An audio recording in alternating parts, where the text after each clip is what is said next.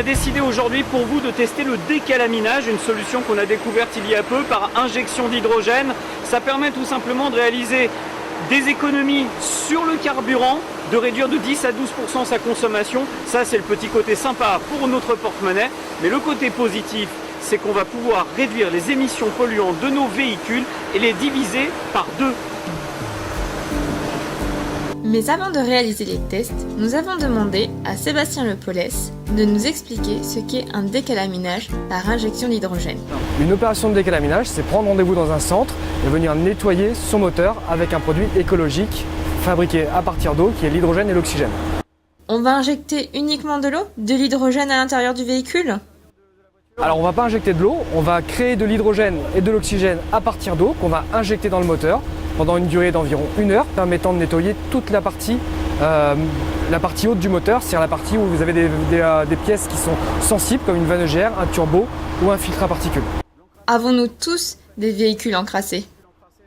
À partir du moment où vous avez une combustion, c'est un peu comme une cheminée s'encrasse, vous la ramenez une fois par an, un véhicule c'est à peu près pareil, c'est-à-dire vous avez une combustion et donc il va s'encrasser. Alors vous allez avoir effectivement des véhicules qui vont s'encrasser beaucoup plus, ce sont les véhicules qui vont tourner beaucoup en ville, des véhicules qui vont s'encrasser un petit peu moins parce qu'ils vont faire de l'autoroute, mais tout véhicule à partir du moment où il a une combustion, que ce soit essence ou diesel, s'encrasse.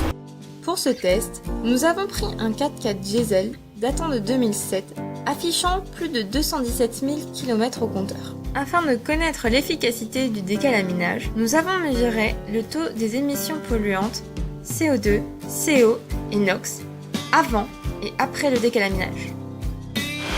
Ça, c'est la machine qui va permettre de décalaminer, les relier directement au véhicule qui est en marche et on injecte de l'hydrogène à l'intérieur de la motorisation. Pour faire simple, c'est ce qui va permettre de nettoyer en profondeur, c'est ce qui va permettre derrière de réaliser des économies de carburant et en plus de polluer moins la sortie à l'échappement.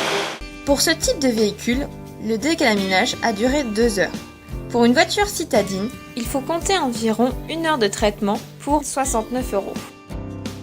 Une fois le décalaminage terminé, à l'aide d'un appareil de mesure, nous avons analysé les taux des 3 gaz concernés. Les résultats des tests montrent une nette diminution des émissions polluantes. Le décalaminage permet donc de décrasser le véhicule et de polluer moins. Alors tout est lié, c'est à partir du moment où vous polluez plus, vous consommez plus, donc à partir du moment où vous décalaminez, vous polluez moins, mais vous retournez également à la consommation d'origine du véhicule. Le décalaminage est une opération de prévention des pannes ? C'est ce qu'on essaie d'expliquer à nos clients, c'est-à-dire que n'attendez pas la panne et venez décalaminer, dépolluer votre véhicule une fois par an.